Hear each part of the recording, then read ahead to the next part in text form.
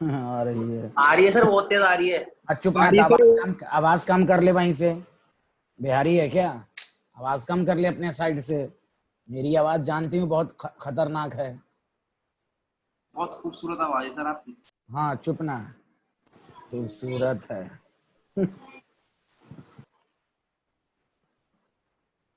तो देखिए हम लोग फ्राइडेज लॉ का लास्ट पोर्शन पढ़ रहे थे। तो आज एक हाँ, हेलो, किसने पूछा क्या कुछ? चलिए, तो आज मैं एक न्यूमेरिकल दूंगा, फिर एकदम इंटायरली डिफरेंट टॉपिक शुरू करूंगा इंशाल्लाह। संडे तक आपका ये चैप्टर खत्म, फिर हम नेक्स्ट ट्यूसडे से केमिकल काइनेटिक्स शुरू करेंगे। तो एक क्वेश्चन लिखिएगा।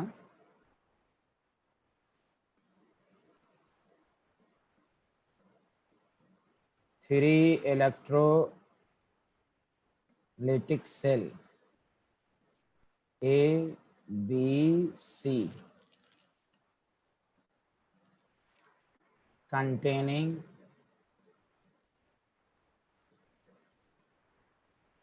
solution of zinc sulfate, copper sulfate and AgNO3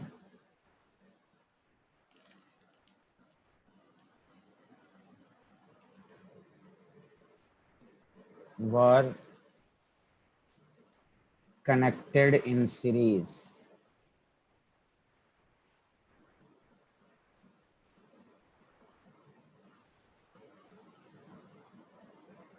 A steady current of 1.5 ampere was passed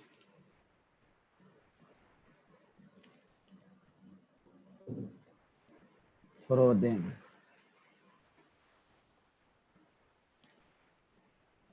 until 1.45 gram silver deposited at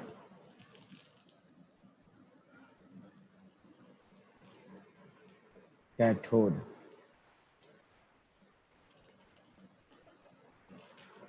पहला part, how long did the current flow? Time निकालना है। बस ये लास्ट क्वेश्चन है, उसके बाद मैं न्यू टॉपिक शुरू करूंगा। क्योंकि पिछले क्लास में पूरा मैं न्यूमेरिकल इस पर बहुत अच्छे से करा चुका हूं। और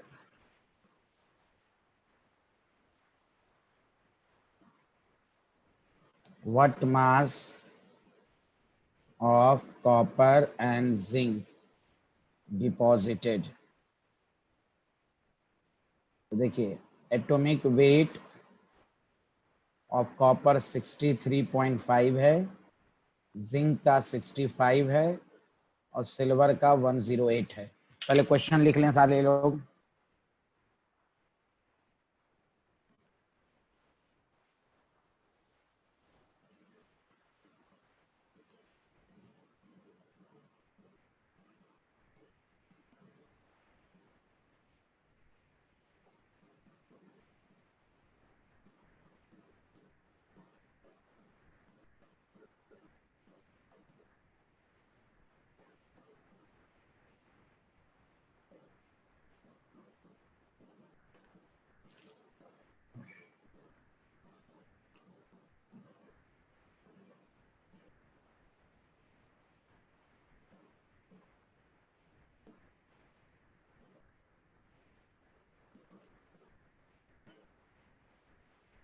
लिख लीजिए, फिर मैं बताता हूं।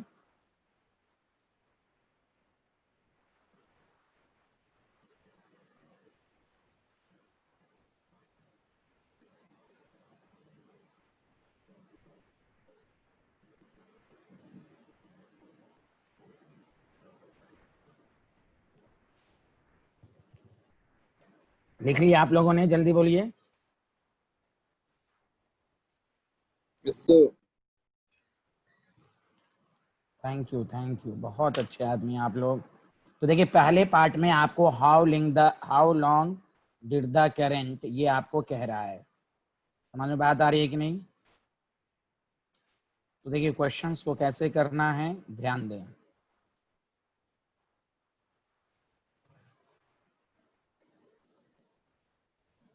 देखिए दिखने में ये बड़ा क्वेश्चन है, बनाने में आसान है। देखिए कहा गया कि करंट, देखिए टाइम निकालने का मतलब क्या है, charge is equal to current into time होता है।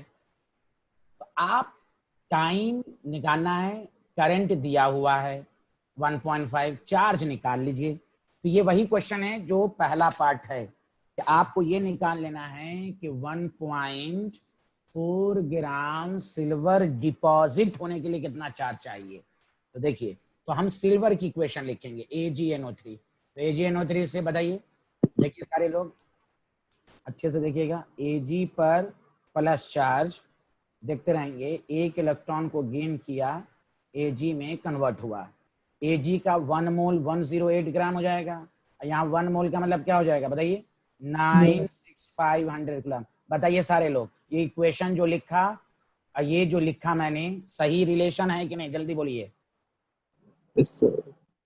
प्रांजल बोलिए, जोहा, अच्छा जोहा बेचारी तो नहीं आई थी, बताइए बताइए सारे लोग, सही है ना? हाँ, आप लोग बहुत अच्छे आदमी है भाई, कौन कहता है अब खराब हैं। Thank you. आप जहाँ देखें, अब बस यूनिटरी मेथड लगा दीजिए, ध्यान दीजिएगा अच्छे से कि 108 ग्राम ऑफ, एकदम ध्यान दीजिए, सिल्वर रिक्वायर्ड। अच्छा 1 मिनट में पहले बोल देता हूँ, मान लिया अगर लाइट यहाँ से कटी, कुछ यहाँ से डिस्कनेक्ट हो गया, तो आप लोग भागिएगा नहीं, थोड़ा सा वेट कर लीजिएगा प्लीज। आप लोग हंगामा करने लगते हैं, खुदा ना खास्ता अगर कुछ डिस्कनेक्ट हुआ तो हंगामा नहीं करेंगे, थोड़ा सा वेट करेंगे, हम दोबारा आ जाएंगे। रिक्वायर्ड, हाँ ये मैं हर क्लास के लिए, ये रूल है हर क्लास के लिए, 108 gram of the silver required, इतना कुलम, 1 ग्राम रिक्वायर्ड।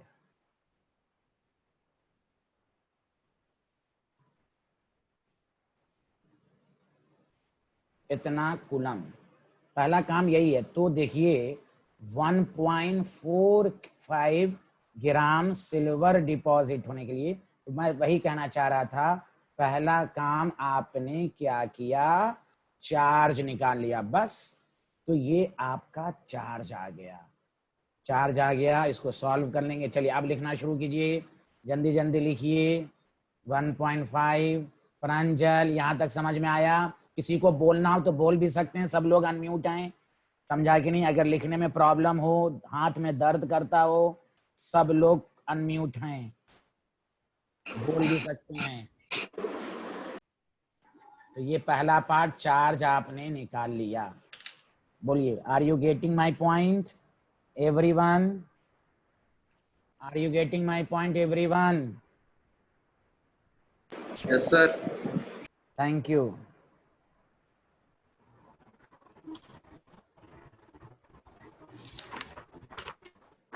देखिए तो इसको जब सॉल्व करेंगे ना, तो देखिए ये जो आ गया आपका,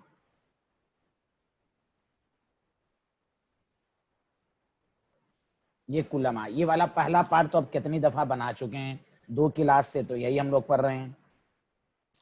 देखिए मैं बहुत न्यूमेरिकल की प्रैक्टिस कराया हूँ, फिर रिवीजन होगा आपका और अच्छे से आएगा। अगले संडे को सॉल्यूशन चैप्टर का ही रिवीजन है, समझा कि नहीं? और आप लोग राउल्स लॉ को देख कर आएंगे, Raoult's law ideal non ideal को देख कर आएंगे प्लीज सारे लोग, Raoult's law ideal non ideal वगैरह, हेनरीज लॉ को देख कर आएंगे। Are you getting my point? जो लोग पढ़ चुके हैं रिवीजन क्लास में, कोई बोल ही नहीं रहे हैं।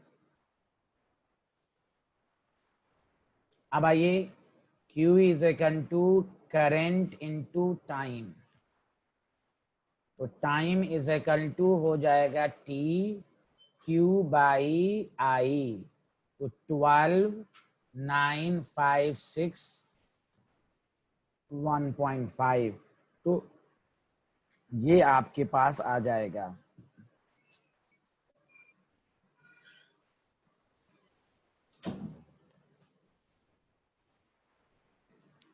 12 95.60 divided by 1.5,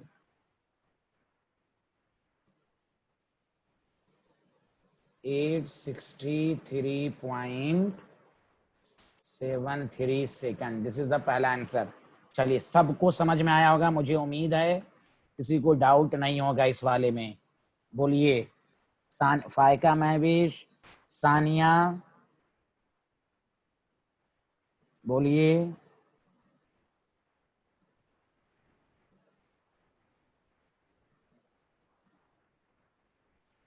सकलैन, तुमको अभी 5-10 मिनट के बाद समझ में आने लगेगा, नया टॉपिक शुरू होगा।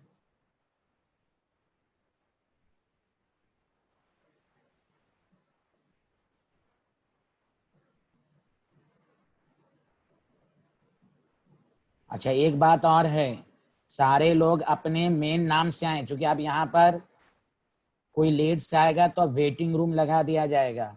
आप सारे लोग अपने प्योर नेम से आए। अगर आप किसी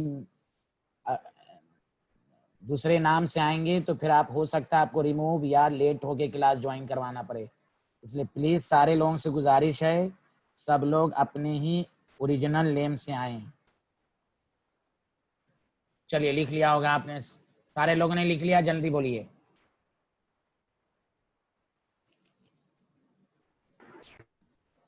अब दूसरा पार्ट तो बहुत आसान है। देखिए, what mass of the copper, हाँ, what mass of the copper deposited, बस इक्वेशन लिखिए। चलिए, ये सब तो समझ चुके हैं आप, पिछली क्लास में भी समझ चुके हैं। Cu, तो देखिए 63.5 ग्राम 1 मोल होगा, तो 2 इंटू 96500 कुलम। चूंकि अब बस निकालना शुरू कर दीजिए, कल पढ़ा था ना आपने, मास डिपॉजिट निकालो। प्रोड्यूसेस 63.5 ग्राम, तो इसलिए 1 कुलम प्रोड्यूसेस 63.5 बाई 2 इंटू 96500 ग्राम, इसलिए 1295। ये कुलम क्यों लिया, लिखा हुआ है work connected in series, her solution में यही इतना ही चार्ज आएगा। अब बस इसको सॉल्व करके लिख लीजिएगा। बोलिए बोलिए, सबको समझ में आया कि नहीं? तो ये आपका मास ऑफ कॉपर डिपॉजिट, तो आप आंसर एग्जाम में साफ साफ करके लिखिएगा बोर्ड के, copper deposited 63.5 129560 divided by 2 into 96500 coulomb, ये इतना ग्राम। अब आइए, बस कुछ है ही नहीं। अब कह रहा है जिंक, तो जिंक में भी वही लिख दीजिए, Zn+2 2 इलेक्ट्रॉन को गेन करेगा, Zn में जाएगा ये 65, अगेन ये 2 इंटू 96500 कुलम। तो मैं डायरेक्ट लिख देता हूं क्या? बोलिए बोलिए, मैं डायरेक्ट लिख दूं? बोलिए, क्योंकि इतना क्वेश्चन कर चुके हैं, मैं डायरेक्ट लिख देता हूं, सब कुछ वही रहेगा 65। हाँ, है कि नहीं? क्योंकि अब इतना पढ़ चुके हैं कि मैं एग्जाम में तो नहीं लिखिएगा, एग्जाम में तो पूरा आप लिखिएगा, लेकिन आप इतना पढ़ चुके हैं कि आपकी हालत खराब होगी इस तरह के क्वेश्चन। चलिए, बाकी अच्छे क्वेश्चन कुछ रिवीजन क्लास में होंगे, जो रिवीजन क्लास नहीं करेंगे उनको नुकसान है। आप ये नहीं समझें कि रिवीजन से फायदा ये होगा, आप सारे लोगों से पूछ लें जो लोग सोल्यूशन पढ़ रहे हैं, क्लास के क्वेश्चन और रिवीजन क्लास में क्वेश्चन अलग अलग रहेगा। चलिए, अब हम नया कंसेप्ट शुरू करने जा रहे हैं, सारे लोगों को समझ में आ गया? रिवीजन क्लास अभी इलेक्ट्रोकेमिस्ट्री की नहीं होगी, वो हम बता देंगे। इस संडे को आधा घंटा, और प्रांजल आप सैटरडे संडे जनरली नहीं आती हैं, संडे आपकी हमेशा क्लास मिस हो रही है, संडे को हमेशा क्लास आपकी मिस हो रही है। 10:30 में मेरी क्लास होती है। प्रांजल प्लीज रेगुलर रहिए, आपको टॉप करना है, 99.9% नंबर लाना है, तो इसलिए आपसे रिक्वेस्ट है कि आप एकदम टाइमली 10:30 बजे आए। आधा घंटा का रिवीजन होता है, वो पहले मेन क्लास होती है। हाँ, गुड गुड, वेरी गुड प्रांजल, कोई बात नहीं है, रेगुलर रहिए। टीचर के नाते मैं टोकता रहूंगा आपको पॉजिटिव वे में लेना है और रेगुलर क्लास करना है। चलिए अब सारे लोग शुरू करते हैं।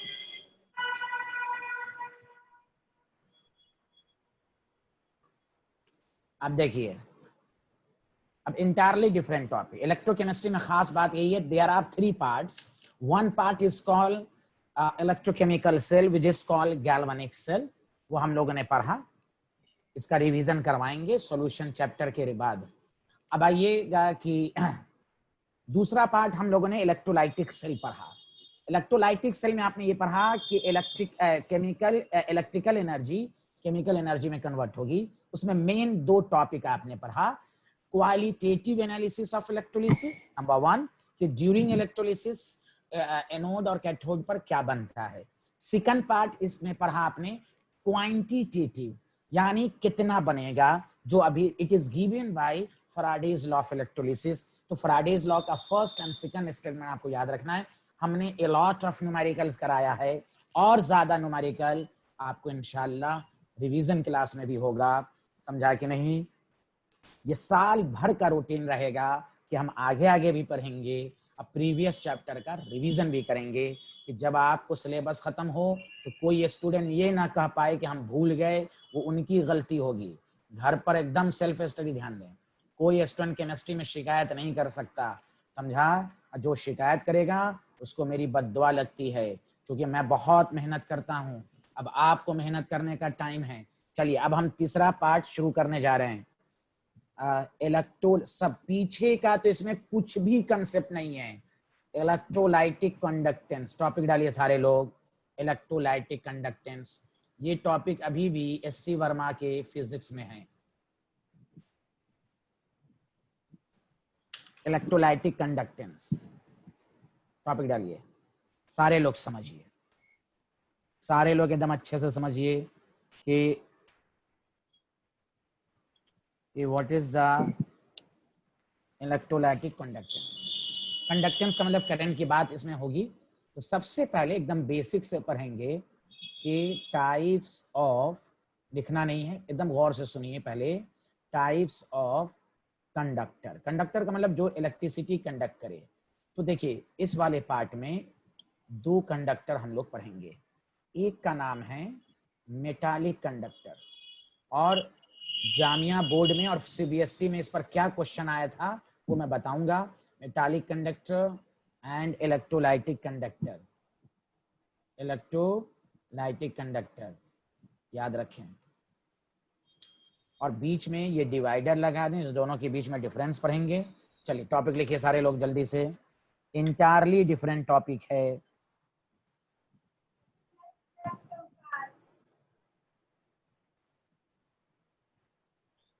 चाय ब्रेड। क्या कौन बात कर रहा है? चाय चाय, चुपचाप से बैठे रहें भाई, क्लास है ये, मजाक थोड़ी ना है। पीछे से आवाज नहीं आनी चाहिए प्लीज। यहाँ देखें, लिख लिया? ओके थैंक यू, सब लोगों ने लिख लिया। अब आइए, बहुत अच्छे। अब मैं थोड़ा सा और अच्छे से लिखाता हूँ। सर अब मैंने लिखा है, थोड़ा सा रह गया था। क्या हुआ? बोलो बोलो। थोड़ा सा रह गया था एक पॉइंट लिखना था। अरे तुम बहुत बड़े बिहारी हो। लो स्टाइल देखिए, कितना अच्छा स्टाइल है, देख लो स्टाइल, देखो दोबारा आ गया, देख लो। जादू है सर, जादू। हाँ ज्यादा मत बोलो बिहारी। चलो लिख लिया सारे लोग? यस सर लिख लिया। चलो अब देखिएगा कि ये सारे लोग, रेशम तलवार आपको आ रहा है समझ में?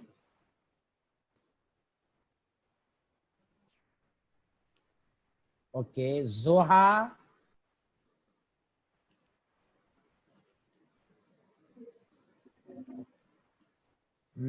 Electrolytic conductor.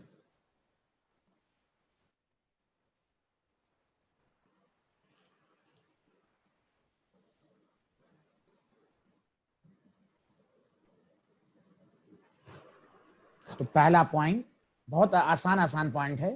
पहली बात, इसमें करंट क्यों फ्लो होगा? तो देखिए करंट इज फ्लोइंग, लिखना शुरू कीजिए क्योंकि ये सब समझ चुके हैं, पर सब लोग जानते हैं, लेकिन चूंकि सिलेबस में है इसलिए पढ़ाया जा रहा है। जल्दी जल्दी लिखें। करंट इज फ्लोइंग सारे लोग लिखिए, due to movement of electron. यहाँ जो करंट होगा मूवमेंट ऑफ इलेक्ट्रॉन होगा। सारे लोग लिखिए, कोई दिक्कत नहीं है, लिखना शुरू कीजिए। जहां मैं बोलूं नहीं लिखना है तो नहीं लिखिएगा। यहाँ लिखिए करंट इज फ्लोइंग, सारे लोग लिखिए current is flowing due to movement of ion, movement of ion. बहुत आसान है, इलेक्ट्रोलाइटिक में आयंस की वजह से होगा और इसमें इलेक्ट्रॉन की वजह से। मुझे उम्मीद है कि पहले पॉइंट में कोई दिक्कत नहीं होगी, आप लोगों को कोई दिक्कत नहीं होगी। जहां पर दिक्कत होगी आप लोग अनम्यूट हैं, पूछ लीजिएगा। ओके, मैं इसमें सबसे नहीं पूछूंगा, जिनको भी दिक्कत होगी जरूर पूछेगा। चलिए सेकंड पॉइंट, सेकंड पॉइंट थोड़ा सा इंपॉर्टेंट है, ध्यान दीजिएगा। लिख लिया आप लोगों ने? देखिए गौर से सुनिए कि जब इलेक्ट्रॉन पास होता है ना, जैसे आप इलेक्ट्रोलिसिस में क्या पढ़ा, करंट पास होगा तो केमिकल चेंज होगा। मतलब ये कि मेटालिक कंडक्टर में जब करंट फ्लो होता है, गौर से सुनेंगे, no chemical change, no chemical change. But यहां पर second point, it causes chemical change. Are you getting my point? Pranjal, Zoha, Resham, Tehreen, Sania, फायका, Mahwish, Adiba, Ayesha, Asif, आमना,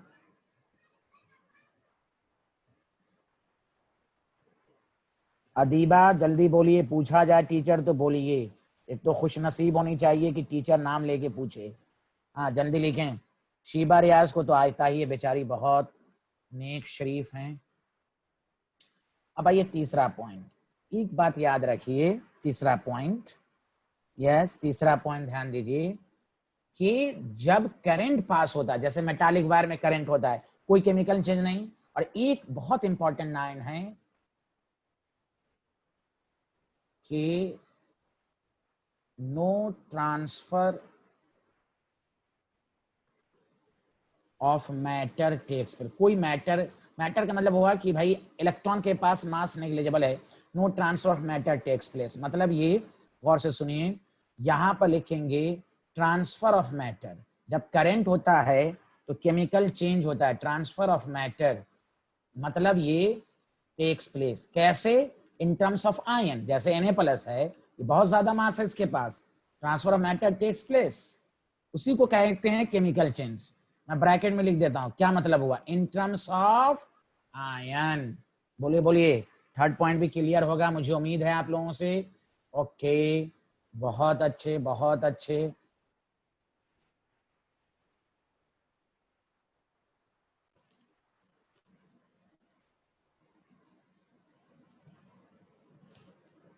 चलिए चौथा पॉइंट, अब देखिए ये पॉइंट, कंडक्टिविटी, मेटालिक की कंडक्टिविटी हाई होती है, बहुत ज्यादा होती है। क्यों, मैं बताऊंगा अभी।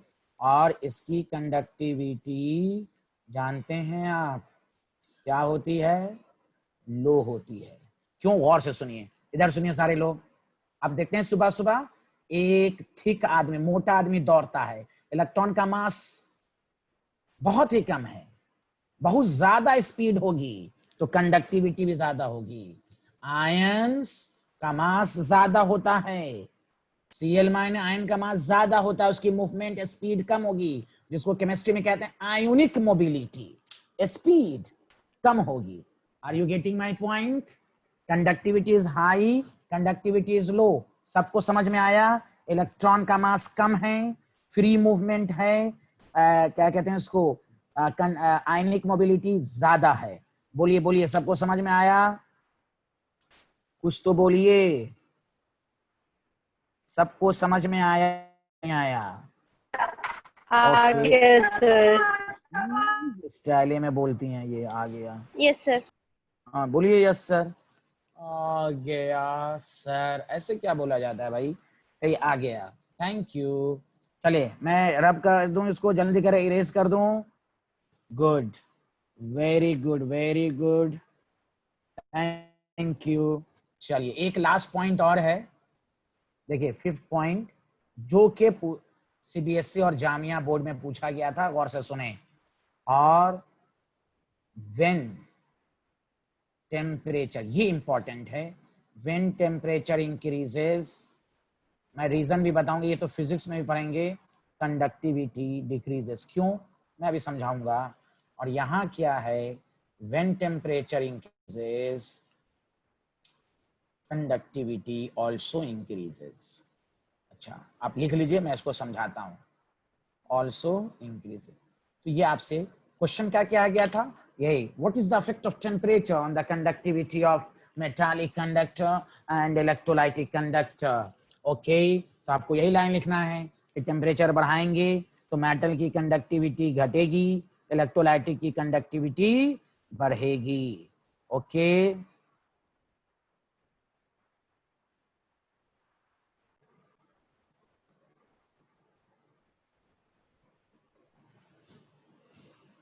अब देखिए क्यों ऐसा होता है, गौर से सुने। देखिए मेटल के अंदर फ्री इलेक्ट्रॉन होते हैं, फ्री इलेक्ट्रॉन। जब आप टेम्परेचर बढ़ाएंगे तो इलेक्ट्रॉन की काइनेटिक एनर्जी बढ़ेगी, एक दूसरे से कोलाइड करने लगेगा, कोलाइड करने के बाद वेलोसिटी इसकी घट जाएगी। Are you getting my point? दोबारा, जब यहाँ फ्री इलेक्ट्रॉन है, आप टेम्परेचर बढ़ाएंगे तो ये आपस में ही कोलाइड करने लगेगा, तो फर्दर करंट की मैग्नीट्यूड कम हो जाएगी। लेकिन इलेक्ट्रोलाइटिक में क्या है, there is a interaction cation और एनायन। जब आप टेम्परेचर बढ़ाएंगे तो इस दोनों के बीच का इंटरेक्शन कमजोर होगा, आयंस और फ्रीली मूवमेंट करेगा। दोबारा I repeat, when temperature increases all interaction will diminished, decreases, जिसकी वजह से वेलोसिटी ऑफ आयंस बढ़ेगा तो कंडक्टिंग पावर भी बढ़ेगी। कंडक्टिंग मैं समझा रहा हूं, पहले समझें।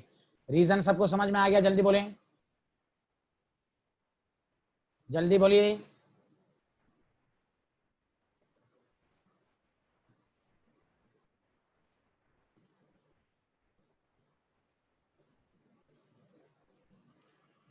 रीजन सबको समझ में आ गया? जब करंट बढ़ाते हैं तो आपको बताया गया कि भाई मेटल की कंडक्टिविटी बढ़ती है, तो मेटल की जब कंडक्टिविटी बढ़ती है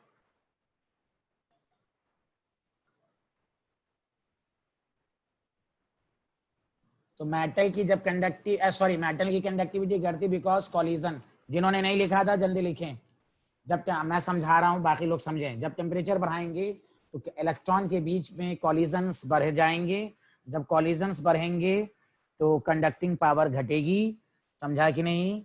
और इलेक्ट्रोलाइटिक में क्या होता है कि आयंस के बीच का इंटरेक्शन कमजोर होगा, जब कमजोर होगा तो कंडक्टिंग पावर बढ़ जाएगी। चलिए, सबको समझ में आ गया होगा, बोलिए।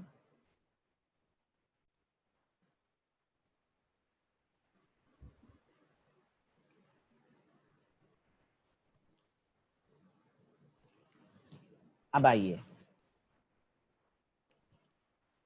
ठीक है, अब गौर से सुनिए। अब कुछ इंपॉर्टेंट टर्म्स है, गौर से सुने। डिफिनेशन ऑफ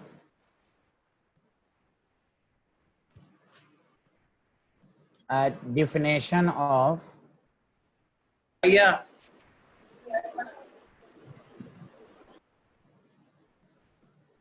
some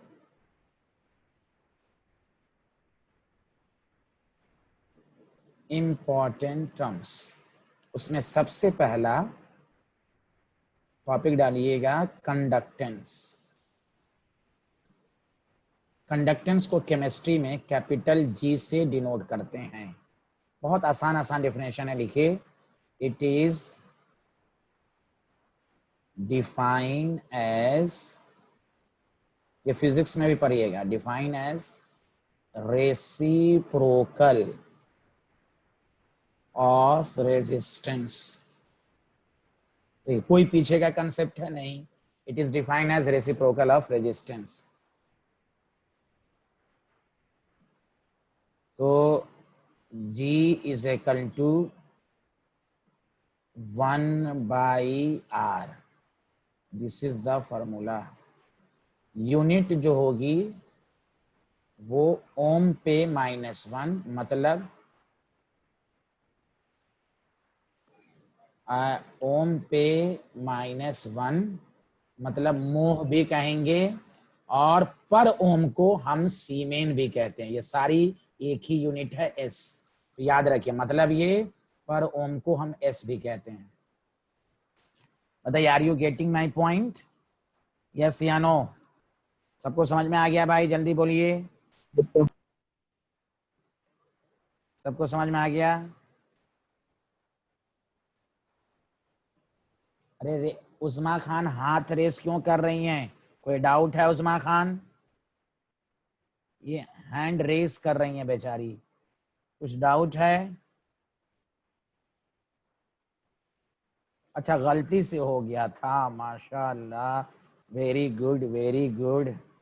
अरे आप लोग गुरु दक्षिणा भी जमा करें, बहुत सारे लोग फीस नहीं दे रहे हैं, गलत बात है, क्लास रोक दी जाएगी। अब मुझे पढ़ाने में अच्छा भी नहीं लगता विदाउट फीस। लिख लिया आप लोगों ने? सब लोगों ने रेशम तलवार लिख लिया? आप लोगों ने, सब लोगों ने लिख लिया? जल्दी बोलिए।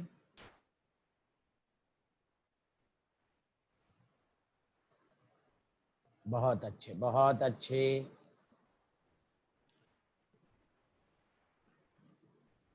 चलिए अब आइए, ये पहला टर्म्स था कंडक्टेंस। अब देखिए दूसरा टर्म्स लिखिए, ये फिजिक्स में भी आएगा, तो कंडक्टिविटी। कंडक्टिविटी को देखो कप्पा कहते हैं, के को कहते हैं कप्पा, कप्पा से डिनोट करते हैं, के को कहते हैं कप्पा। कंडक्टिविटी, कंडक्टिविटी की दो डिफिनेशन आएगी, एकदम आराम से पढ़िए, बहुत आसान है। Kappa is equal to conductivity, conductivity, okay. यहां ध्यान दीजिए अच्छे से।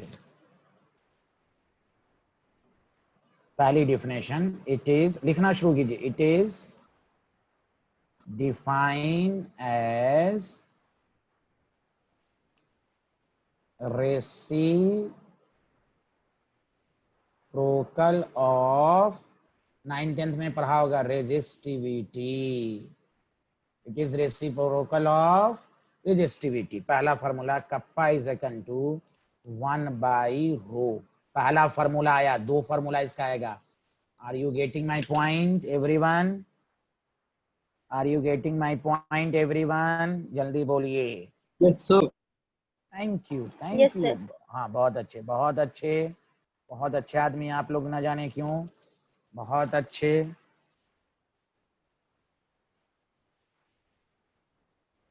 अब सुनिए, ध्यान ये देना है आपको कि इसके दूसरे फॉर्मूले को हम कैसे लिखेंगे।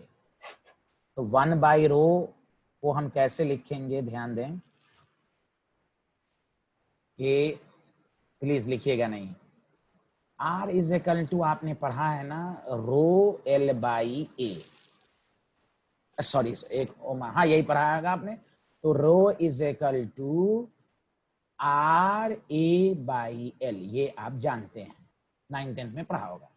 अब देखिए और से सुनिएगा, कप्पा इज इक्वल टू 1/ρ की वैल्यू पुट कर दीजिए, A/L है, तो इस can be written as 1/R/L/A। तो गौर से सुनिए, 1/R को क्या कहेंगे, कंडक्टेंस, और L/A को another quantity which is called cell constant. ये फिजिक्स में नहीं होगा, फिजिक्स में बस ऊपर वाला फॉर्मूला रहता है 1/ρ।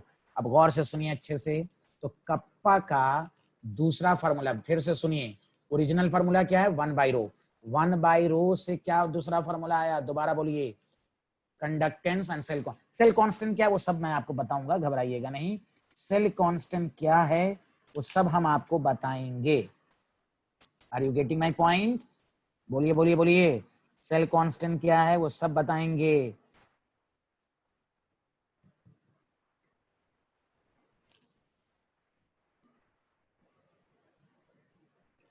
कुछ तो बोलिए, आप लोग कुछ बोल ही नहीं रहे हैं।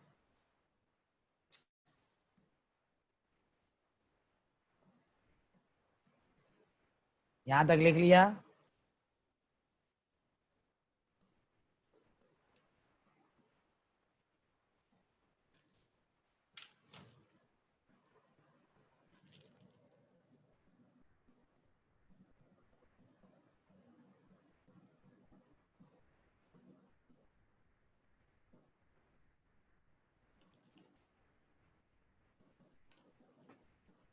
चलिए अब आइए, कोई आदमी जोर से बोल दीजिए, कोई आदमी, एक आदमी बोल दीजिए कि सब लोगों ने लिख लिया। यस सर, लिख लिया। Yes sir. Okay okay, very good. नहीं लिखा तो कप्पा, प्रांजल आपको समझ में आ रहा है? प्रांजल अब बीच में चली गई थी। हाँ जी सर, कंडक्टिविटी से पहले वाला क्या था? जोर से बोलिए, आवाज थोड़ा लाउडली। हाँ, कंडक्टिविटी से पहले क्या था वो मिस हो गया मेरा। अच्छा वो मिस हो गया। अच्छा मैं लिख देता हूँ यहीं पर। ओके कोई बात नहीं है, कोई बात नहीं है साइंटिस्ट। मैंने पढ़ाया था पहला term conductance. Okay, conductance G, G is equal to, अभी बस शॉर्ट फॉर्म में पढ़ लीजिए, 1/r, reciprocal of resistance. Okay, बहुत आसान है, कोई टफ नहीं छूटा आपका। ओके हाँ जी सर। हाँ, और याद रखिएगा इसकी यूनिट पर ओम होती है। पर ओम को हम केमिस्ट्री में सीमेन भी कहते हैं। पर ओम को क्या कहते हैं? सीमेन, SIEMEN। Okay okay Pranjal, yes sir. Thank you thank you thank you, बहुत अच्छे, थैंक यू। अब देखिए गौर से सुनिएगा, ओवरऑल ये फॉर्मूला आया कि कंडक्टिविटी, याद रखिए जिसको हम केमिस्ट्री में कप्पा से डिनोट करते हैं, उसका एक फार्मूला आया 1/ρ, दूसरा फार्मूला आया कंडक्टेंस, जिसको 1/r कहते हैं, इनटू सेल कांस्टेंट। अब सेल कांस्टेंट क्या है उस पर मैं PhD करूंगा। फिर कंडक्टेंस, पहले हम यूनिट की, अच्छा चलिए मैं आपको यूनिट की बात कर देता हूं। इसमें यूनिट इंपॉर्टेंट, इसका यूनिट लिख लीजिए S पर सेंटीमीटर, या नहीं तो S पर मीटर। लिख लीजिए, यूनिट लिख लीजिए। देखिए 1/r को S कहेंगे, और L लेंथ बाय एरिया है, तो लेंथ मीटर होता है, मीटर स्क्वायर कैंसिल। चलिए लिख लिया आप लोगों ने?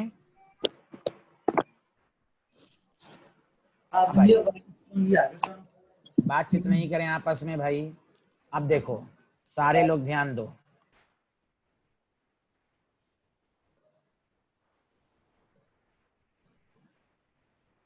अलग से टॉपिक। अच्छा चलो 1 मिनट रुक जाओ, मैं दूसरी डिफिनेशन इसकी लिखाई देता हूँ, तब मैं सेल कांस्टेंट पर आऊंगा। खैर चलिए, कि कप्पा इज इक्वल टू, जो अभी पढ़ा आपने ना 1/r इंटू L/A, अभी मैं बताऊंगा ये वही तो है इलेक्ट्रोलाइटिक सेल, और L का मतलब यही है, यहाँ ध्यान दें, इस दोनों के बीच की सेपरेशन L, और एरिया वो मैं बाद में लिखवाऊंगा, देखिएगा।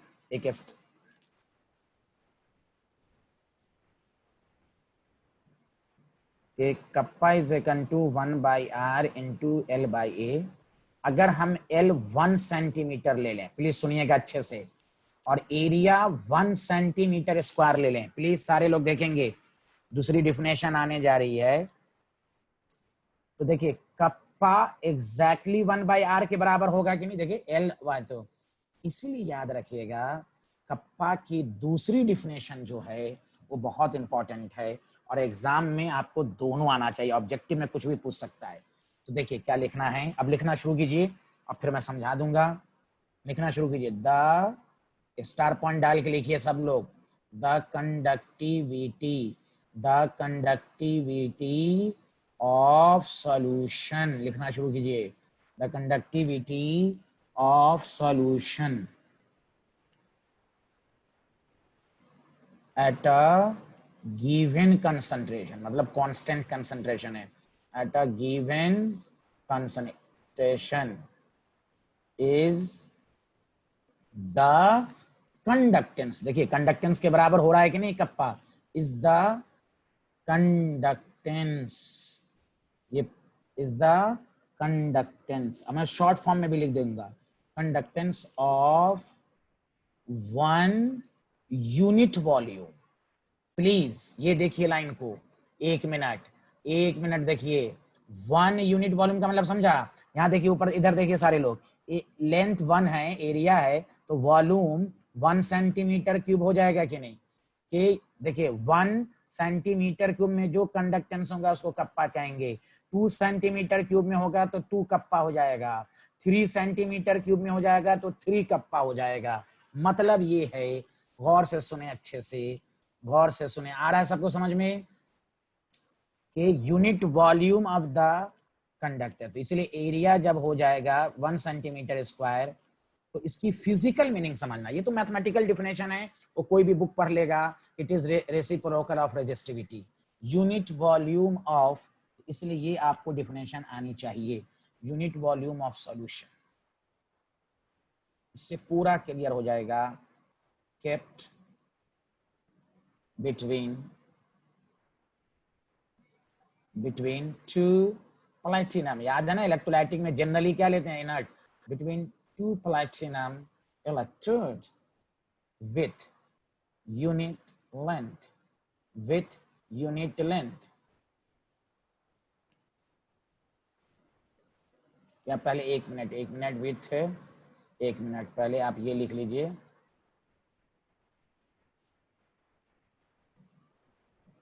With unit area of cross section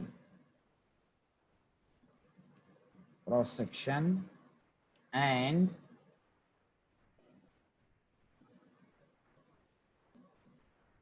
at a distance of unit length। अब मैं डायग्राम से पूरा समझाऊंगा, पहले ये पूरा लिख लीजिए, मैं दोबारा समझा रहा हूं आपको।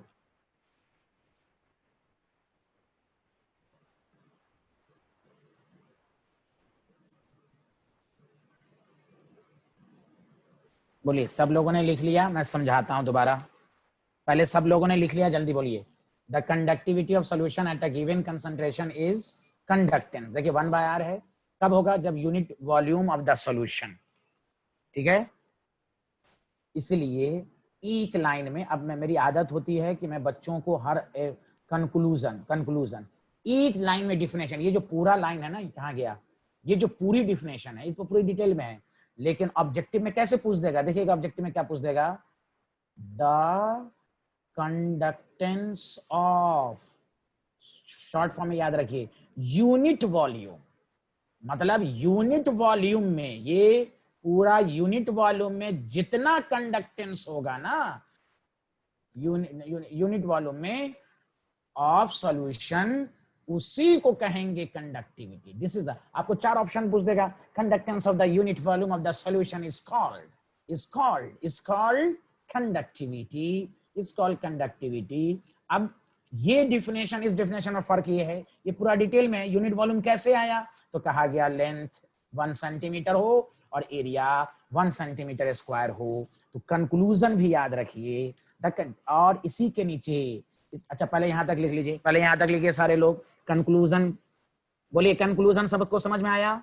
द कंडक्टेंस ऑफ, अब एक शॉर्ट डिफिनेशन भी बता दिया आपको, बोलिए सारे लोग। हाँ, कि अगर आपको पूरी लाइन याद ना रहे तो शॉर्टकट ऑब्जेक्टिव में इस तरह भी पूछ सकता है आपसे।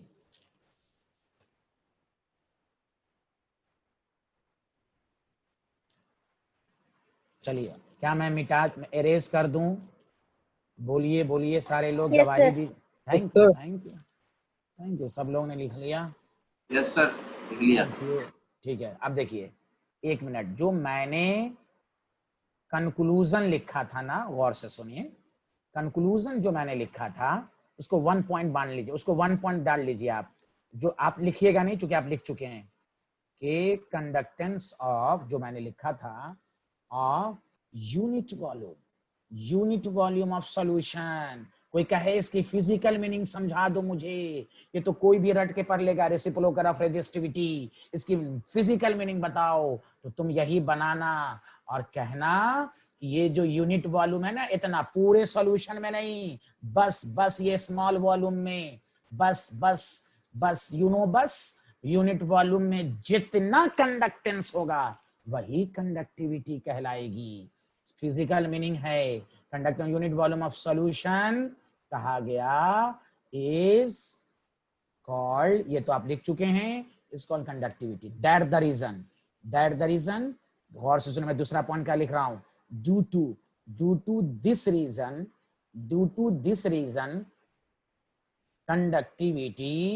conductivity is also called specific conductance। Numerical में कह देगा द स्पेसिफिक कंडक्टेंस, तब मत समझ जाइएगा वो कंडक्टेंस है, वो कंडक्टिविटी है। इसका दूसरा नाम याद रखिए, स्पेसिफिक कंडक्टेंस। नाम होता है ना भाई, ये कंडक्टेंस तभी होगा जब यूनिट वॉल्यूम पे होगा। That the reason specific conductance. Are you getting my point? Second point is very important. आपसे पूछेगा कहीं पर न्यूमेरिकल में कंडक्टिविटी लिख देगा, कहीं न्यूमेरिकल में स्पेसिफिक कंडक्टेंस लिख देगा, आपको कंफ्यूज नहीं होना है। कोई पूछे why conductivity is also called specific, तो पहला पॉइंट डालिए because conductivity is the conductance of unit volume of the solution. और सारे स्टूडेंट को मेरा पॉइंट समझ में आ रहा है? आवाज सही से आ रही है मेरी? एकदम क्लियर है? कंसेप्ट भी क्लियर हो रहा है? तो कंडक्टिविटी की दो मीनिंग मैंने समझाई, एक मैथमेटिकल मीनिंग रेजिस्टिविटी का रेसिप्रोकल, दूसरी फिजिकल मीनिंग। कोई कहे नहीं मुझे तुम फिजिकल मीनिंग बताओ, डायग्राम ड्रॉ करके समझाओ, तो आप कहिए वही कि ये जो यूनिट वॉल्यूम में जो कंडक्टेंस है, पूरे सॉल्यूशन की बात नहीं हो रही है, यूनिट वॉल्यूम में जो कंडक्टिविटी हो कंडक्टेंस होगी वही कंडक्टिविटी कहलाएगी। बोलिए बोलिए, सबको समझ में आया कि नहीं? अब आइए। वेरी गुड, बहुत अच्छे बहुत अच्छे। अब देखिए तीसरा टर्म्स जो है, तीसरा टर्म मैं आपको लिख रहा हूं सेल कांस्टेंट। प्लीज लिखिए सेल कांस्टेंट। इसको केमिस्ट्री में capital G star.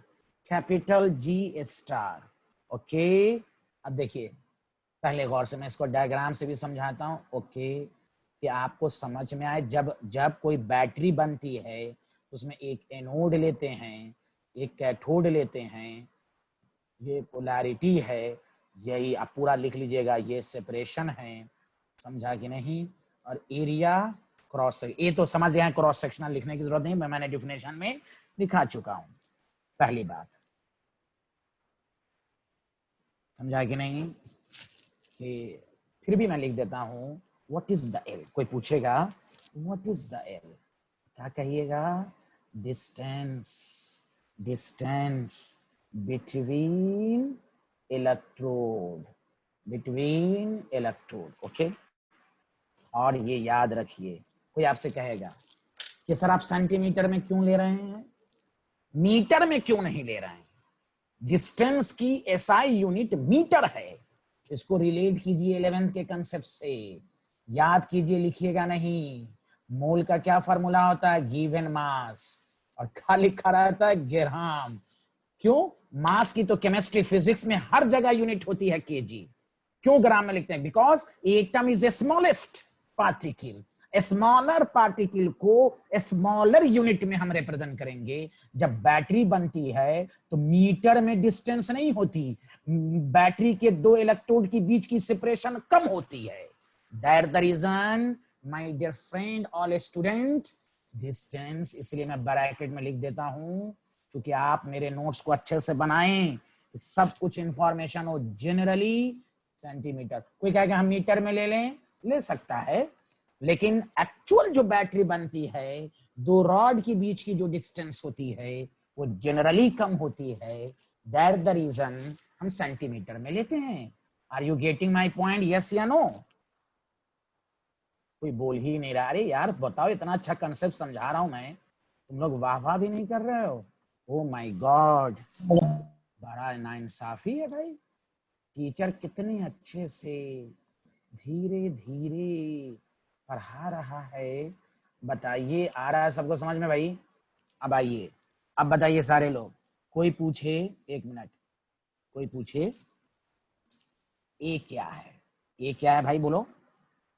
Cross section है, एरिया। क्रॉस सेक्शन, हाँ एरिया, ठीक है, एरिया तो सब जानता है, A for area, A for area. लेकिन लेकिन आप अच्छे से पढ़ें, डिप्ड, डिप्ड ये जो है ना बिहारी, यही तक है, ये तो ऊपर है ना, डिप्ड सरफेस एरिया। अरे सुहेल बंद करो video.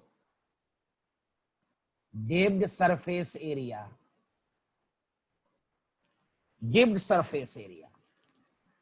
Are you getting my point?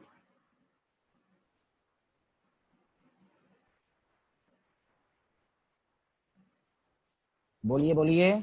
Yes sir. Thank you. अब आइए, तो जी का अपना फॉर्मूला क्या हो गया, एल बाई ए, ये तो लिख दिया। अब इसके बारे में मैं नोट लिखा रहा हूं, नोट लिखा रहा हूं, पहले बना लिख लीजिए यहां तक।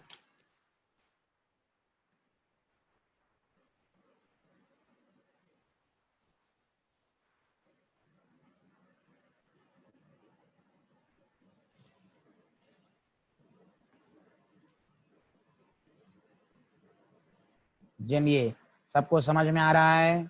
सबको समझ में आ रहा है? वाह। प्रांजल आपको आ रहा है? जोहा, नुजहत, रेशम तलवार, सानिया, सकलैन, सारा, अजीज, शाहीन, परवीन, शीबा, रियाज, शिरीन, तहरीम, उस्मा खान, जेबा, कौसर, नाइला, कमर, मोहम्मद जैद, मोहम्मद सुहेल, सैफुल्लाह, खुशी, जोया, परवीन वगैरह वगैरह वगैरह। सबको समझ में आ रहा है भाई? Yes sir. Okay, thank you thank you thank you, very good very good.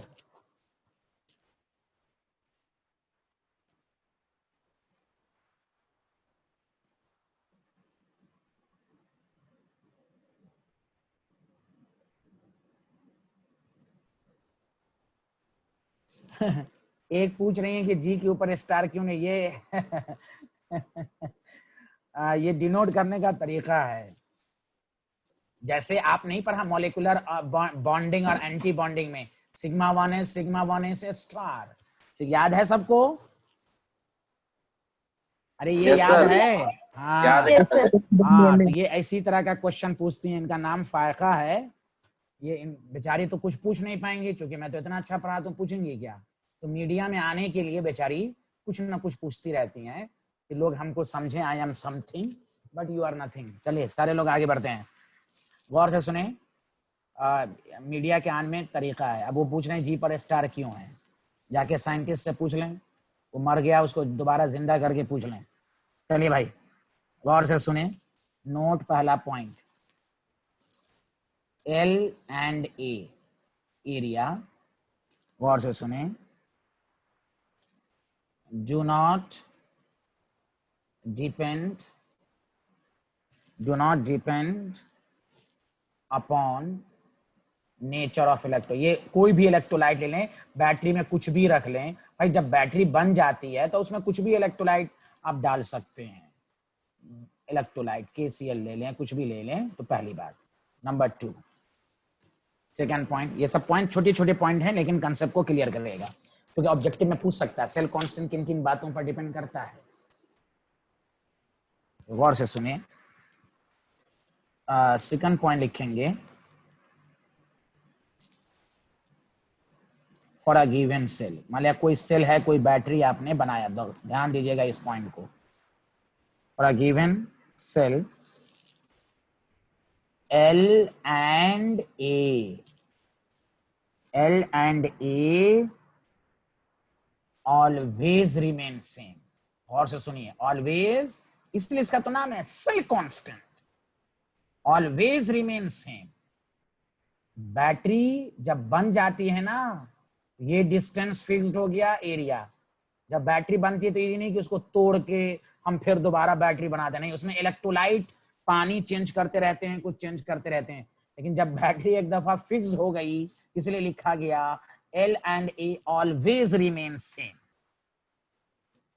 ठीक है, therefore L by A is also called cell constant, इसलिए इसको कहते हैं सेल कांस्टेंट। बोलिए, are you getting my point? Are you getting my point? जल्दी बोलिए। जल्दी बोलिए। Are you getting my point? Yes yes.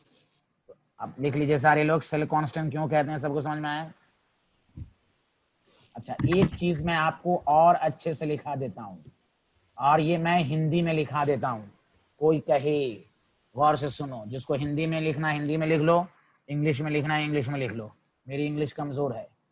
Battery, मान लिया जब बैटरी बनती है ना, बैटरी का साइज, बैटरी का साइज, एक देखो कितना अच्छा लग रहा है, एक बार जो बन गया, एक बार जो बन गया। हिंदी सबको आती है ना भाई?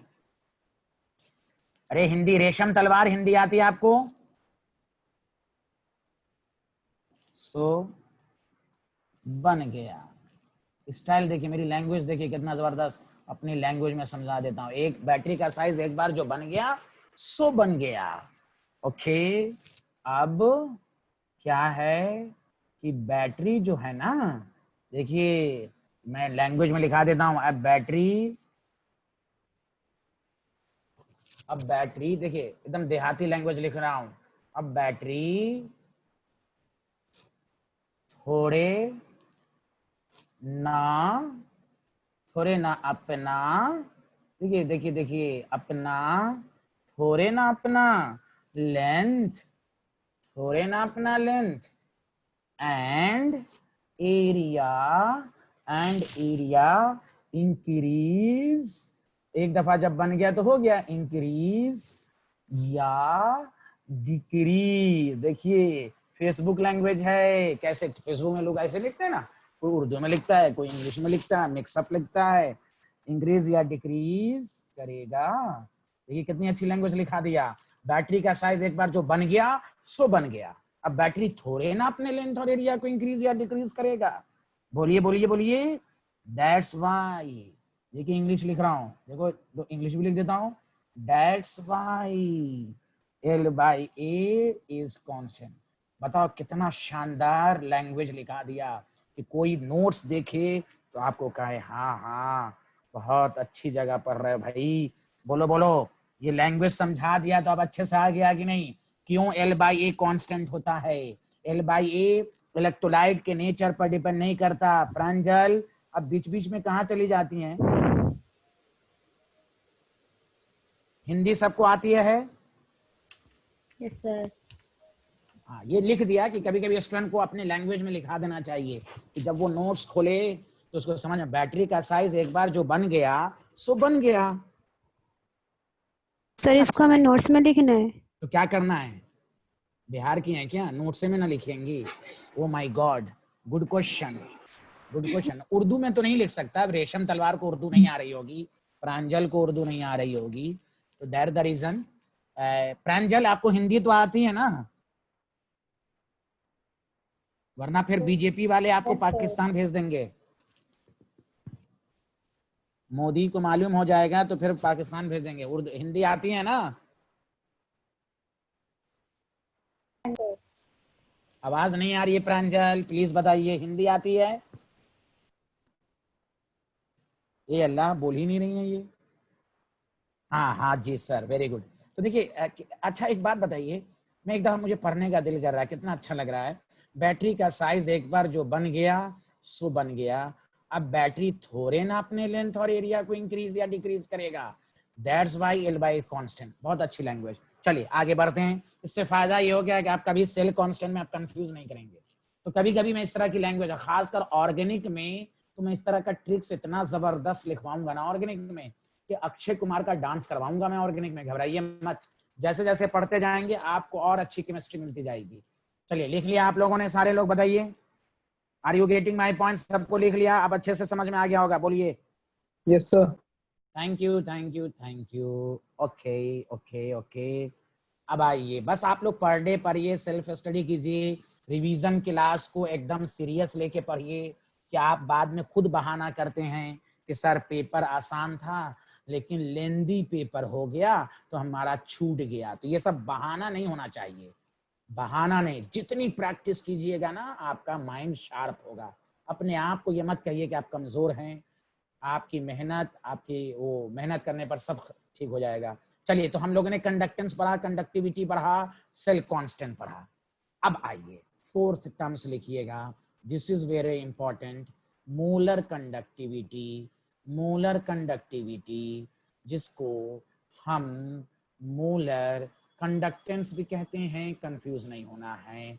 चलिए, इसको हम पूरी केमिस्ट्री में लेमडा एम या किसी बुक में, ऐसे केमिस्ट्री में तो लेमडा ही से डिनोट है, कहीं कहीं पाई से भी हम डिनोट करते हैं। चलिए लिख लिया, बहुत आसान है, ये फिजिक्स में नहीं आएगा, फिजिक्स में आएगा रेजिस्टिविटी, कंडक्टिविटी, कंडक्टेंस। अब 2 मिनट अच्छे से सुनिएगा, फिर हम आपसे डाउट पूछेंगे, गौर से सुनिए। केमिस्ट्री फिजिक्स में जो तीसरा चैप्टर इलेक्ट्रिसिटी है, कि हम फिजिक्स में करंट को जो एनालाइज करते हैं ना, वो प्योर सॉलिड के अंदर, प्योर इंसुलेटर यानी सॉलिड बॉडी के अंदर, इंसुलेटर हो, कंडक्टर हो, सेमीकंडक्टर हो। हम केमिस्ट्री में जो करंट को एनालाइज कर रहे हैं, वो एनालाइज कर रहे हैं सॉल्यूशन के अंदर, इलेक्ट्रोलाइट के अंदर। अब जहां करंट फ्लो होता वहां तो रेजिस्टेंस, रेजिस्टिविटी की तो बात होगी ही, उसके अलावा कंसंट्रेशन की भी बात होगी।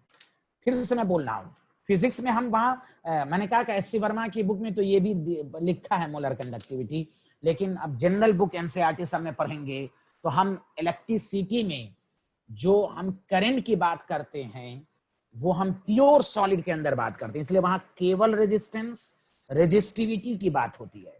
हम केमिस्ट्री में इस वाले पार्ट में जो हम करंट को एनालाइज कर रहे हैं, बेसिकली वो सॉल्यूशन के अंदर कर रहे हैं, सॉल्यूशन। और जब सॉल्यूशन की बात होगी तो वहां तो रेजिस्टेंस, रेजिस्टिविटी तो होगा ही, करंट जहां है ये टर्म तो एसोसिएटेड है, एज वेल एज यहां कंडक्टिंग पावर कंसंट्रेशन पर भी डिपेंड करेगी।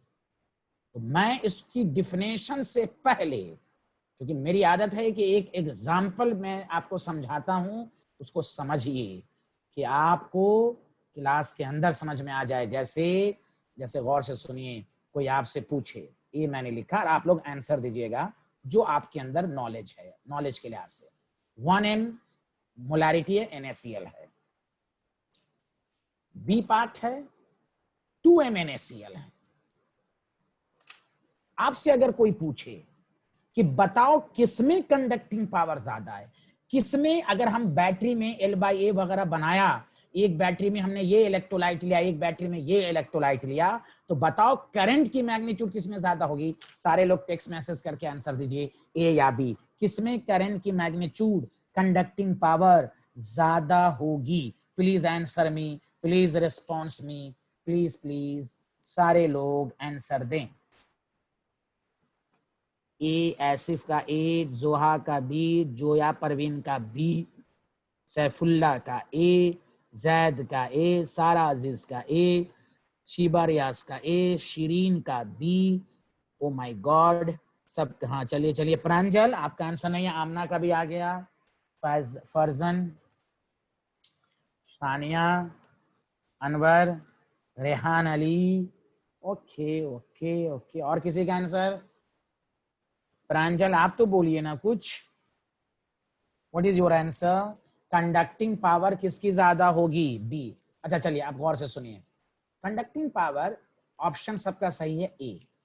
What is the reason? A में करंट की मैग्नीट्यूड ज्यादा होगी, उसका रीजन है। अब गौर से सुनिए, एकदम डेली लाइफ से, मैं इसलिए जानबूझ के ये पढ़ाया हूं, मैं एग्जाम्पल लिया हूं, अब मैं एग्जाम्पल आपको समझा दे रहा हूं, गौर से सुनिए, एकदम अच्छे से समझिए।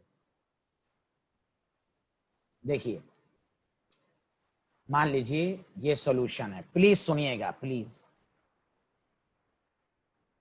2m NaCl का मतलब हुआ more concentrated, more Na plus Cl minus.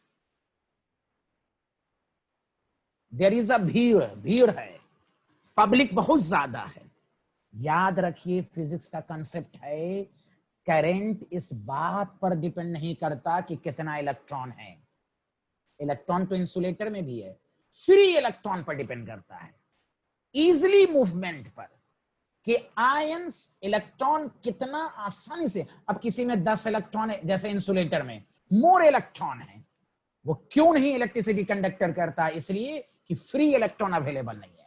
मोर कंसंट्रेटेड का मतलब हुआ मोर भीड़। अब ये भीड़ हो गया तो ये आपस में ही लड़ाई कर रहा है, आपस में ही। अब सुनिए, जैसे ही सॉल्यूशन को डाइल्यूट किया तो सॉल्यूशन को जैसे ही डाइल्यूट किया तो बताइए, डाइल्यूट करने पर सब पढ़ चुके हैं ना, कंसंट्रेशन घटता है और केटाइन और एनाइन के बीच का सेपरेशन बढ़ जाएगा। जब सेपरेशन बढ़ेगा तो कंडक्टिंग पावर बढ़ेगी, तो करंट भी ज्यादा होगा। दैट द रीजन 1 की कंडक्टिंग पावर 2 से ज्यादा है। पहले बताइए सबको समझ में आया कि नहीं आया? प्रांजल, सबको समझ में आया? चलिए एक दफा मैं रिपीट करता हूं, दोबारा रिपीट कर देता हूं दोबारा। ऐसे ये टॉपिक बहुत दफा आएगा, इस चैप्टर का आप कंसंट्रेशन की बात बहुत होगी। दोबारा मैं समझा देता हूं कि देखिए, बहुत सारे स्टूडेंट समझते हैं 2MnAcL है तो आयंस बहुत ज्यादा होंगे। ऑब्वियसली आयंस बहुत ज्यादा हैं। हमें आयंस से मतलब नहीं है, हमें मतलब है कि आयंस की मूवमेंट बहुत भीड़ है। जैसे जो दिल्ली में ओखला में रहते हैं, बटला हाउस चौक, मोड़ भीड़, एक दूसरे पर धक्का मुक्की हो रहा है, लोग फ्री मूवमेंट नहीं हो रहा है।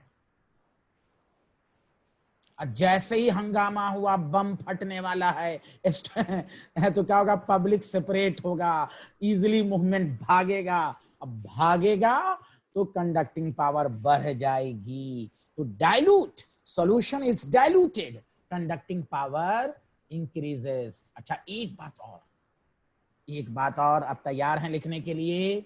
देखिए एक बात और कि मैं, और इसको साइड में आप लिख लीजिएगा प्लीज, साइड में लिख लीजिएगा कि कंडक्टिंग पावर का मतलब, मैं अब एक साइड में लिख लीजिएगा, मैं बहुत दफा ये लाइन बोलूंगा, बहुत दफा, हद से ज्यादा। कि जब भी, चूंकि मैं चाहता हूं स्टूडेंट को माइंड में एक एक चीज आ जाए, कोई भी पूछे कंडक्टिंग पावर, जब भी मैं बोलूं तो आपको ये समझना है कि आयंस कितना इजीली मूव किया। मतलब कंडक्टिंग पावर जब भी बोलूंगा तो how any ion can easily move, जितना इजीली मूव करेगा, बस। कोई क्या कंडक्टिंग पावर ज्यादा है तो आप क्या समझिएगा? आयंस इजीली मूव कर रहा है, और जब आयंस इजीली मूव करेगा तो कंडक्टिंग पावर ज्यादा होगी। Are you getting my point? दोबारा मैं बोल रहा हूं कि जब भी मैं केमिस्ट्री में, अब इस वाले पार्ट में कंडक्टिंग पावर बोलूं तो आप समझ जाइए कि वो आयंस कितना इजीली मूव कर रहा है। और जितना इजीली मूव करेगा तो हम बोलेंगे कि कंडक्टिंग पावर ज्यादा है, तो करंट की मैग्नीट्यूड भी ज्यादा है। Are you getting my point? बोलिए। ये साइड में लिख लीजिए। जब भी मैं बोलूं conducting power, how any ions can easily move, how any ions can easily move, how any ions can easily move, 10 दफा दिमाग में रख लीजिए। चलिए, तो आपको समझने में आसानी होगी। चलिए आगे बढ़ते हैं। ओके माय डियर फ्रेंड, सब लोगों ने समझ गए? ओके। अब आइए, अब मोलर कंडक्टेंस की डिफिनेशन पर आइए। What is the molar conductance? Molar conductance क्या होता है? तो अब लिखना शुरू कीजिए। द कंडक्टिंग पावर, देखिए द कंडक्टिंग पावर। अब कोई पूछ जाएगा बताओ कंडक्टिंग पावर का क्या मतलब है, तो मैंने लिख दिया कि किसी को क्वेश्चन पूछने की जरूरत नहीं ना पड़े। The conducting power of all the ion, देखिए all the ions produced by 1 mole of electrolyte। देखिए 1 mole Na+Cl-, 1 mole of electrolyte in a given volume of solution, Okay, okay, student, is called lambda m. Are you getting my point? The conducting power of all the ions produced by, gate बंद कर लीजिए, gate बंद कीजिए, 1 mole of electrolyte in a given volume of solution. सबको समझ में एकदम अच्छे से आया कि नहीं? प्रांजल +2 क्या लिखा आपने? ये अल्लाह, प्रांजल कुछ पूछना चाह रही हैं आप?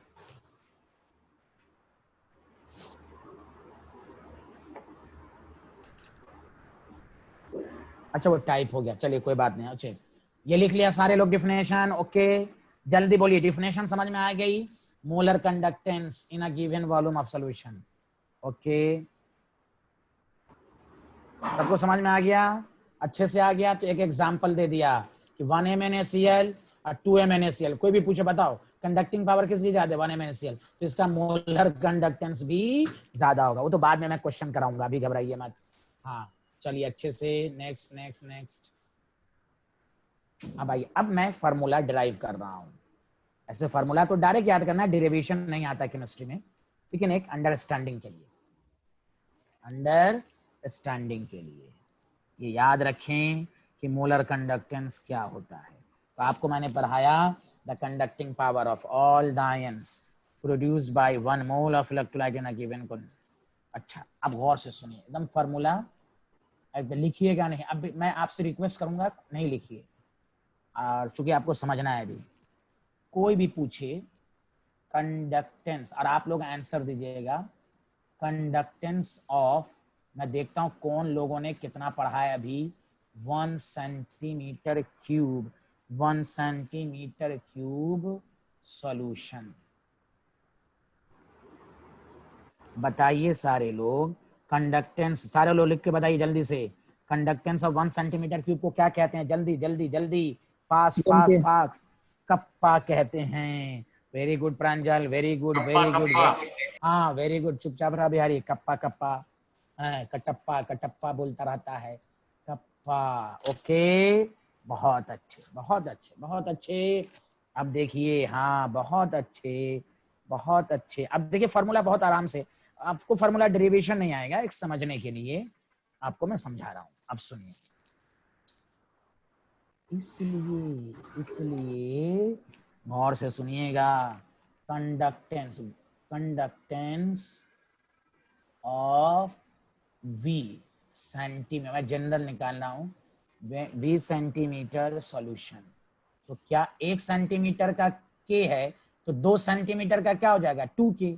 तो K इंटू V हो जाएगा कि नहीं? जल्दी बोलिए जल्दी बोलिए जल्दी बोलिए। सही लिखा सही लिखा? Yes, सही लिखिए, फिर से बोलिए फिर से बोलिए, सब लोग मिलके बोलिए। आप पीछे वाले स्टूडेंट भी बोलिए, पीछे रो के स्टूडेंट को नहीं आ रहा है समझ में, जल्दी बोलिए। वाह वाह, very good very good very good, बहुत अच्छे बहुत अच्छे बहुत अच्छे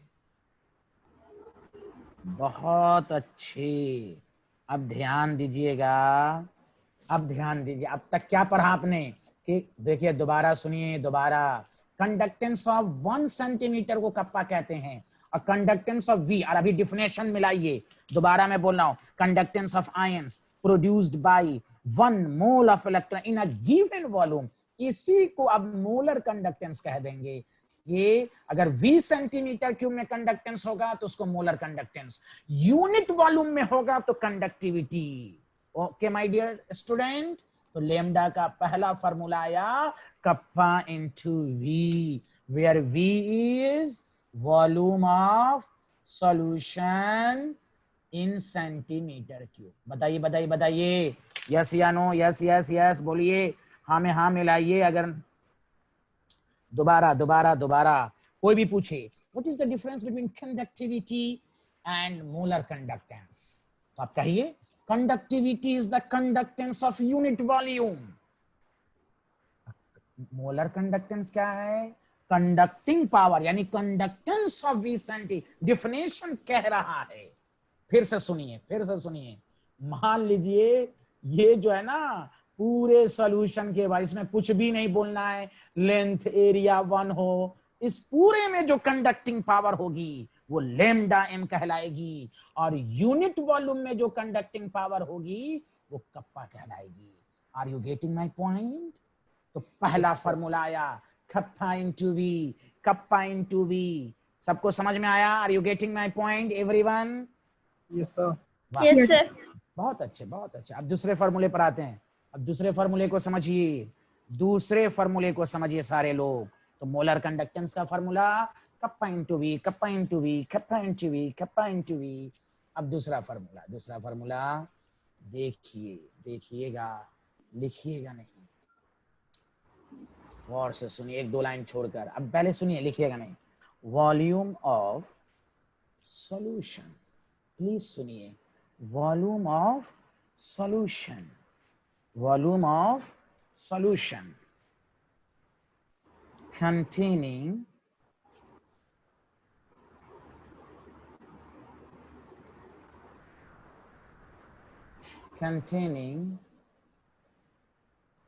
one mole of electrolyte। अभी डिफिनेशन में लिखा गया है ना,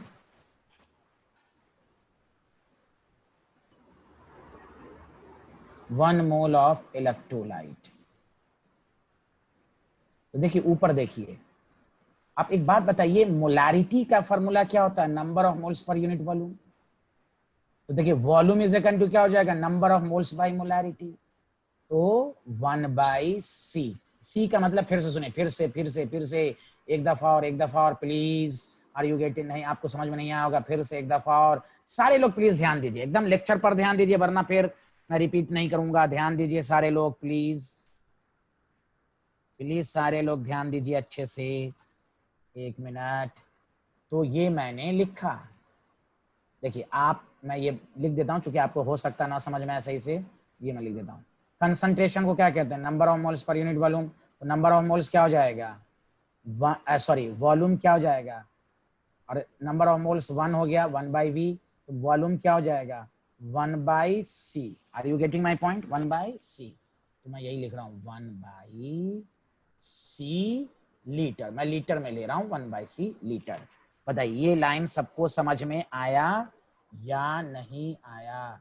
ये पॉइंट सबको समझ में आया या नहीं आया? बताइए बताइए बताइए। यस सर, आ गया। सबको आ गया? अब देखिए, देखिए, lambda m is equal to kappa into V. तो lambda m is equal to v की वैल्यू डाल दीजिए, तो कप्पा इंटू 1/c। अच्छा, और अच्छा छोड़िए, एक मिनट, दोबारा एक मिनट, फिर से ध्यान दीजिए, फिर से ध्यान दीजिए, एक दफा और, एक दफा और, एक दफा और, एक दफा और। अब ध्यान दीजिए, इसको मिलीलीटर में कन्वर्ट करना है। तो लीटर को मिलीलीटर में कन्वर्ट करने के लिए क्या करते हैं? 1000 से मल्टीप्लाई मिलीलीटर, और मिलीलीटर ही को मैथ में सेंटीमीटर क्यूब कहते हैं, क्योंकि हमको वॉल्यूम सेंटीमीटर क्यूब में चाहिए। तो देखिए lambda m is equal to kappa into V. तो देखिए कप्पा इंटू वी की वैल्यू डाल दीजिए 1000/c। तो इसलिए लैम्डा m देखिए इनवर्सली प्रोपोर्शनल टू कंसंट्रेशन, और कंसंट्रेशन की जगह मोलैरिटी लेंगे। This is the final formula.